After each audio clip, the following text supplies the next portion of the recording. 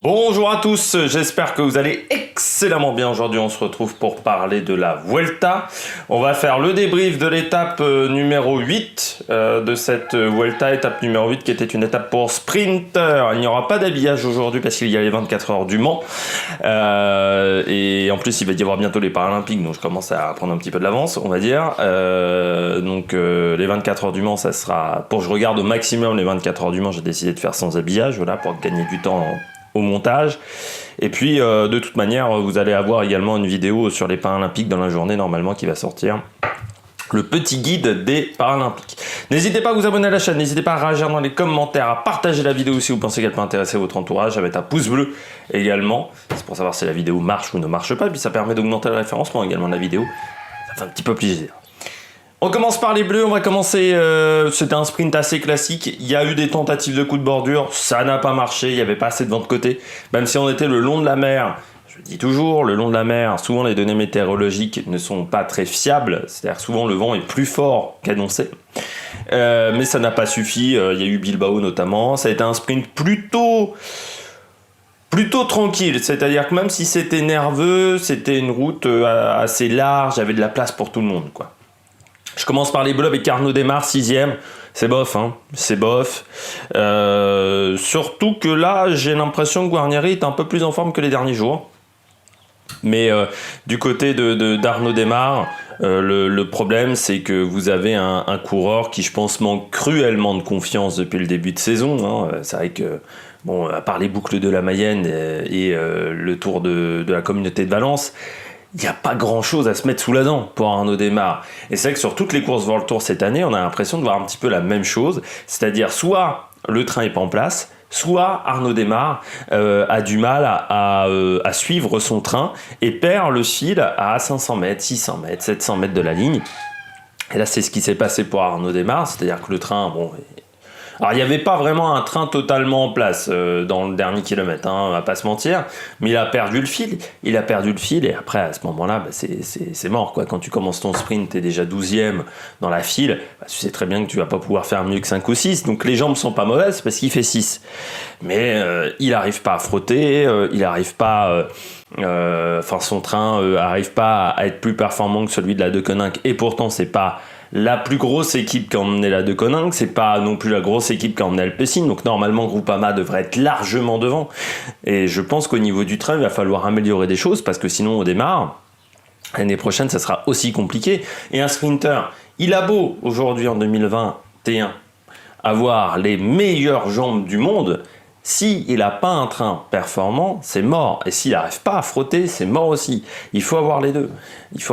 Et même tu peux être très bon et frotter et pas forcément avoir besoin d'un train complet. Mais il faut être très bon pour frotter. Il faut être un tueur. Regarde Boigny, il l'a fait sur le Tour de France. Il n'avait pas un train complet et pourtant, il a réussi à faire des podiums. Mais déjà, c'est beaucoup plus compliqué et c'est beaucoup plus risqué aussi. D'être dans ce genre de situation. Mais pour Arnaud Démare, une 6ème place, c'est quand même pas fantastique. Alors encore une fois, le sprint, les jambes ne sont pas mauvaises. Mais derrière, il n'arrive pas à emballer, à faire ce qu'il fait d'habitude. On passe au deuxième français, c'est Venturini, 14e. Voilà, Venturini. Non, je sais pas trop quoi dire sur Venturini. 13e, pardon, Venturini. Il y a quand même Touzé qui fait 15. Vous voyez que chez G2R, le train est pas enfin, ça marche pas avec le poisson pilote et le coureur devant. Voilà, Venturini, il est 13e, Damien Touzé, il est 15. Bon, bah voilà, on a un problème. On peut pas avoir des deux coureurs avec 2 places d'écart, quoi. Avec une place d'écart, même. C'est pas normal que les deux soient l'un derrière l'autre, donc ça veut dire que soit Venturini il a pas les bonnes jambes, il arrive pas à sprinter, soit c'est que Damien Touzé fait pas bien son boulot et il garde trop d'énergie dans le final et dépense pas assez d'énergie pour aider Venturini. Mais il y a un problème entre les deux. Et quand en plus vous n'avez que 2 équipiers, si ça se passe pas bien avec votre poisson pilote, c'est quand même compliqué. Et puis en plus de Wolf, il a quand même pas mal roulé lors de l'étape numéro 7, il était dans cette fameuse échappée, il a essayé de suivre les coups, donc c'est pas forcément facile pour lui d'enchaîner les efforts. Mais Venturini, c'est quand même une déception parce que moi j'attendais quand même un petit peu à mieux, je m'excuse, hein, il y a des bruits à côté. C'est la campagne, c'est le bruit de la campagne. Mais du côté de Venturini, c'est terrible parce que du côté de chez AG2R, on a rarement fait confiance à un sprinter quand même sur un grand tour. Là, on fait confiance à Venturini et derrière, il n'arrive pas à performer, ça va pas donner envie à AG2R de miser sur les sprinters, surtout quand on voit également ce que fait Marc Sarraud depuis le début de saison.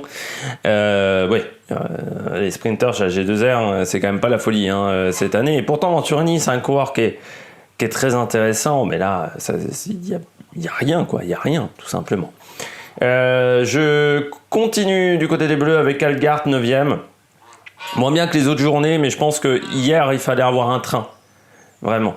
Et puis, il y a eu une grosse bagarre pour prendre la route Philipsen, ce qui n'a pas été simple. Il y a eu vraiment une grosse bagarre pour prendre sa roue, et je pense qu'Algart n'est pas un sprinter de formation, je pense, totalement. Et là, il fallait vraiment frotter à la dure, quoi. Il fallait y aller en vicieux. Et il avait peut-être pas forcément envie et l'habitude de faire ça. Les autres jours, il se faufilait, mais il se faufilait de manière intelligente. Là, il fallait y aller vraiment à l'épaule, on va dire. Et là, c'est plus compliqué quand t'es pas un sprinter de formation. Mais Algart, ouais, 9e. Après, pour la Cofidis, 9e, c'est encore des points. Donc, c'est pas non plus catastrophique. Pour ce coureur belge, ça apporte des points, bien entendu, pour le World Tour, pour l'UCI. Encore une fois, Cofidis a un peu besoin de points quand même pour remonter au classement, même si c'est pas ce qui intéresse le plus l'UCI pour donner les licences World Tour. C'est quand même important. On passe au coureur au top. Du côté des coureurs au top, Jakobsen. Très bon sprint de Jakobsen parce qu'en plus il fait un sprint. C'est là où on voit que c'est un coureur qui est en confiance même. Parce que Jakobsen, il est pas dans la roue de son poisson pilote et il laisse son poisson pilote faire le job devant. Lui, il a au moins 5 ou 6 positions derrière et il va faire un sprint mais exceptionnel. Un sprint mais comme à l'époque de Kittel, quand Kittel était au top chez De Koninck ou Viviani au top chez De Koninck, qui arrivait à faire ce genre de choses, c'est-à-dire à pas suivre leur poisson pilote. Et a quand même gagné les sprints et en étant une jambe au-dessus de tout le monde. Là, Jakobsen, hier, il est une jambe au-dessus de tout le monde. Et encore une fois, Jakobsen, c'est un peu comme Cavendish cette année. C'est quand même... il y aura une belle bagarre pour savoir quelle est la plus belle histoire de la saison. Entre Jakobsen, qui revient quand même... il y a un an, il était dans un lit d'hôpital. Cavendish, il y a un an, il pleurait sur son vélo. Enfin voilà, c'est deux histoires quand même assez incroyables. Là encore, je me répète assez souvent, mais Patrick Lefebvre, pourquoi Viviani va revenir chez De Koninck, en même temps, Patrick Lefebvre, il sait jouer les sprints. Et on va voir avec Sam Bennett l'année prochaine, notamment chez Bora, s'il arrive à être aussi performant que quand il était chez De Koninck. Parce que Patrick Lefebvre, c'est le pape du sprint depuis 20 ans. Alors quand vous regardez quand même les mecs qui sont passés chez Patrick Lefebvre, il y a eu Boonen, il y a eu Stingmans, il y a eu donc Kittel, il y a eu Viviani, là vous avez donc il y a eu Sam Bennett, là Jakobsen, Cavendish, il y a quand même pas beaucoup qui se sont plantés. Dans cette formation, même Trentin il était plus performant, j'ai l'impression, chez De Koninck que chez UAE. Enfin voilà, c'est quand même un sacré palmarès pour cette équipe belge. On continue du côté des coureurs au top avec Dainese. Deuxième du sprint. C'est le meilleur des autres hier, parce que Jakobsen, il était quand même vraiment au-dessus. Dainese, le meilleur des autres, et puis le DSM croit de plus en plus en lui parce qu'il y a de plus en plus de coureurs qui roulent pour Dainese. Ça montre un grand intérêt pour lui. Et puis oui, un coureur performant qui a des bonnes jambes. Et puis du côté de Alberto Dainese, c'est aussi intéressant parce que coureur jeune, 23 ans, lui il est encore l'année prochaine chez DSM. Donc ça peut être intéressant pour aller chercher quelque chose. Oui, il est encore chez DSM jusqu'en 2023 même. Il n'a pas décidé de casser son contrat, contrairement à Van Wilder qui veut quitter DSM. Moi, comme je dis souvent, cette équipe, elle m'impressionne toujours par sa capacité à trouver des nouveaux coureurs, à trouver des jeunes coureurs. On croit toujours que chez DSM, ils sont finis. Encore cette année, on pensait qu'ils étaient finis. Quand il y a eu Marc Hirschi qui est parti, on s'est dit oh là là, il n'y a plus personne. Et puis donc il y a Dainese, ils arrivent à faire revenir Bardet, il y a Storer, ils arrivent toujours à s'en sortir. Et même avant, quand il y avait la Sunweb, quand Barguil est parti, quand Kittel est parti, quand Degenkolb est parti, quand Geschke est parti, on se disait oh là là, les mecs sont finis. Et puis ils ont trouvé Hirschi, ils ont trouvé Dainese, enfin ils arrivent toujours à trouver des jeunes coureurs. C'est incroyable cette formation quand même. Ils ont une formation, je pense qu'il y a quelques équipes françaises quand même, notamment Total Energy, qui devraient s'inspirer de la manière de DSM de trouver des jeunes coureurs. Parce qu'ils ont une cellule de recrutement chez les jeunes coureurs qui est assez incroyable quand même. Pour déterminer le potentiel des futurs coureurs, c'est vraiment quelque chose d'assez compliqué. Et chez DSM, ils le font très très bien. Et je pense que Total Energy, peut-être au lieu de recruter Peter Sagan, on ne sait pas quel sera l'état de forme, mais surtout 2 autres coureurs avec lui qui sont pour moi rincés, il aurait peut-être mieux fallu essayer de créer une cellule recrutement de jeunes coureurs et essayer de trouver des jeunes pépites françaises au lieu de trouver des Mathieu Burgodeau qui pour l'instant sont nulle part. Mathieu Burgodeau qu'on nous a quand même vendu comme un peut-être potentiel coureur qui pourrait faire top 10 sur un grand tour. Jean-René il pourrait faire commercial, il pourrait te vendre une tombe alors que tu as 25 ans. Jean-René Bernaudot c'est quelqu'un c'est un excellent commercial quand même. Il a peut-être fait commercial à une époque, Jean-René Bernaudot, je ne sais pas, lors de son après-carrière. Je continue avec Einorm, le coureur israélien de Startup Nation, d'Israël Startup Nation. Alors pourquoi il a fait le sprint déjà ? Parce qu'il fait 5e de l'étape, tout simplement parce que Chimolai a abandonné ce Tour d'Espagne. Chimolai, c'est dommage parce qu'il avait fait un bon Tour d'Italie et derrière il n'a pas réussi à enchaîner. Pas très performant depuis son Tour d'Italie, Davide Chimolai. C'est dommage parce que c'est un très très bon coureur qui voilà encore une fois chez Israël. Alors l'année prochaine en plus il va rejoindre Cofidis pour 2 saisons. Est-ce que ça sera le sprinter numéro 1 ? Grande question, parce qu'il va y avoir également Brian Cocard. Après, ils auront peut-être 2 sprinters aussi, parce que c'est pour plus mal d'avoir 2 sprinters. Peut-être que Chimolai fera le Tour d'Italie et puis que Cocard fera le Tour de France.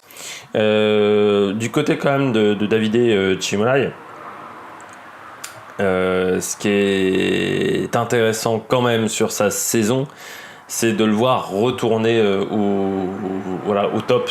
Notamment sur le Tour d'Italie où voilà, il a été très performant pour le maillot vert. Malgré tout, il n'a pas gagné de la saison. Chimolai n'a pas une victoire cette année. Et de toute façon, c'est pas un coureur qui gagne énormément comme sprinter parce qu'il a 9 victoires dans sa carrière. Pour quelqu'un qui a quand même déjà 10 saisons, plus de 10 saisons, parce qu'il a commencé chez les Quiggaz en 2010. Il avait notamment été poisson pilote à une époque. Il était dans le train de la Groupama pendant 2 ans, à l'époque de Démarre, en 2017 et 2018. Il était chez la Lamprey, chez les Quiggaz. C'est surprenant, quoi. Dernière victoire, parce que qu'on regarde, qu'on se marre peut-être un peu, c'est Tour de Wallonie en 2019. Ça fait depuis 2 ans qu'il n'a pas gagné. Et beaucoup de victoires en 2019. Il y avait eu également 2 étapes sur le Tour de Castille et Léon et le Tour de Castille et Léon. Mais oui, c'est un mec qui gagne vraiment pas souvent. En World Tour, il a gagné 3 courses.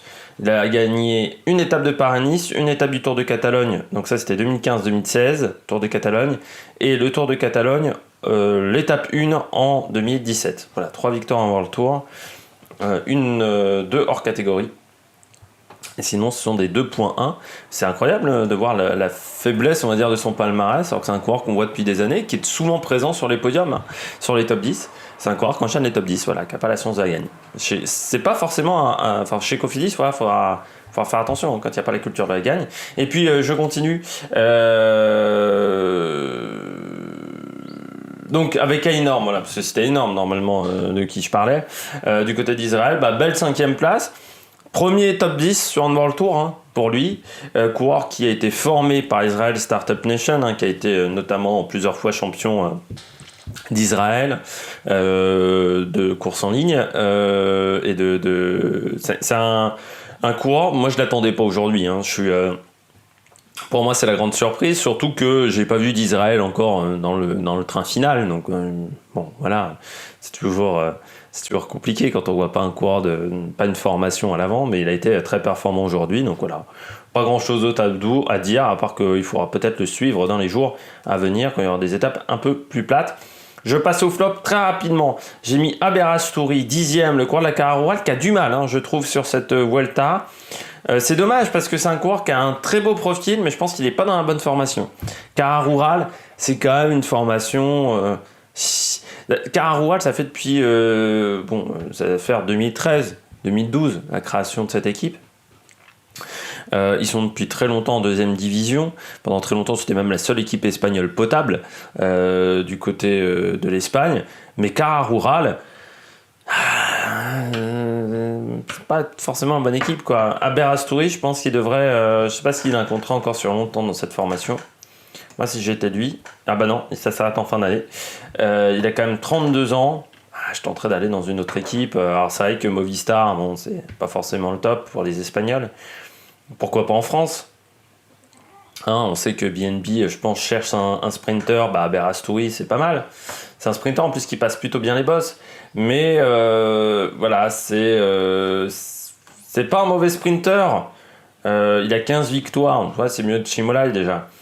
Mais c'est vrai que là aussi, ça fait depuis quelques temps. Il a gagné une étape du Tour de Slovénie, cette année. Je pense que c'est un très bon coureur, mais il faut qu'il soit dans une équipe avec un meilleur train. Là aujourd'hui, Cara Rural, c'est pas une équipe qui est habituée à faire un bon train. C'est un très bon sprinter, mais voilà, il n'est pas dans la bonne formation. Michael Matthews, après Michael Matthews, c'est pas non plus une grande surprise. C'est-à-dire que pour moi, c'est plus un sprinter, Matthews. Donc à partir de ce moment-là, vous lui faites faire des sprints, c'est plus un sprinter. C'est un coureur qui a une bonne qualité de puncher. On l'a vu, là où il fait sa meilleure perf, c'est quand il est à l'arrivée dans la petite côte de 2 km. C'est un puncher. Il a pu la vitesse pour gagner des sprints. Il a pu le faire à une époque. On se souvient sur le Tour de France, où il était très performant, notamment dans d'autres formations. Du côté de Michael Matthews. Mais aujourd'hui, c'est plus un sprinter. On le voit depuis le début de saison. Moi, je pensais qu'il allait retrouver du poil de la bête chez Bike Exchange. Pas du tout. Et Bike Exchange, en plus, de la recruter comme sprinter. C'est ça qui a été un petit peu un problème. Parce que cette équipe-là n'a pas forcément un coureur rapide autre que Matthews. Donc, ils lui font faire les sprints. Mais très clairement, Matthews, il est cramé pour les sprints. Voilà. Je comprends même pas pourquoi il n'a pas tenté d'aller sur la Bretagne classique. Plutôt que d'aller sur la Vuelta, d'enchaîner plutôt les classiques. Bretagne classique, des courses peut-être plus de 4-5 jours. Parce que là, après, sur cette Vuelta, j'ai l'impression que ça va être quand même compliqué pour faire quelque chose au niveau du classement, de gagner une étape. Puis je termine avec Molano. Il n'a même pas fait le sprint, Molano. Après, j'ai pas du tout vu de toute manière UAE. Peut-être un peu de fatigue chez lui. Après, c'est un coureur qui est assez particulier quand même, Molano. Il finit 112e de l'étape. C'est un coureur qui est très très particulier, j'ai l'impression, au niveau mentalité. On l'a vu avec Gaviria sur le Giro, où normalement c'était le poisson pilote et il n'a jamais fait du bon travail pour Gaviria. Mais voilà, j'ai l'impression qu'on est sur un coureur quand même qui est assez atypique et qui n'a pas forcément une très très bonne mentalité. Et c'est pas forcément le coureur le plus facile, je pense, à gérer. On passe à l'étape 9, étape de montagne. On partira de Puerto Lumbreras pour l'Alto de Vellifique. Il y aura une côte de deuxième catégorie, une côte de troisième catégorie. La côte de deuxième catégorie, en plus, elle est longue, mais quasiment plate. On va surtout s'intéresser à 2 côtes aujourd'hui. Il y aura l'Alto Colado Venta Luisa, quasiment 30 km à 4,3% de moyenne, mais avec des passages très compliqués. Et surtout quasiment 2000 mètres d'altitude, ça sera au kilomètre 131, donc c'est-à-dire à 50 bornes de l'arrivée. Et puis il y aura surtout l'Alto de Vellifique, une côte hors catégorie, 1787 mètres d'altitude, 13 km 1 à 7,2% de moyenne. Ça ne m'étonnerait pas qu'aujourd'hui il y ait des attaques, parce qu'il va falloir... Je pense pour battre Roglic, la solution c'est qu'il va falloir le laisser seul. Et il va falloir attaquer donc très très très régulièrement, parce que sa formation autour de lui, elle est pas dingue. Donc pour ça, il va falloir attaquer très régulièrement, attaquer de loin. Tiens, il y a l'Alto Colado Venta Luisa à 50 bornes de l'arrivée. Ça peut être déjà une première rampe pour essayer d'isoler Coco. Et puis ensuite, il y a l'Alto de Vellifique pour conclure le travail. Ce serait peut-être une étape pour la Movistar, ça, dis donc. Allez, j'espère que vous avez aimé cette vidéo. N'hésitez pas à réagir dans les commentaires, vous abonner à la chaîne, à mettre un pouce bleu. Et puis nous, on se retrouve pour de nouvelles aventures sur l'Amérique Production. Ciao, ciao!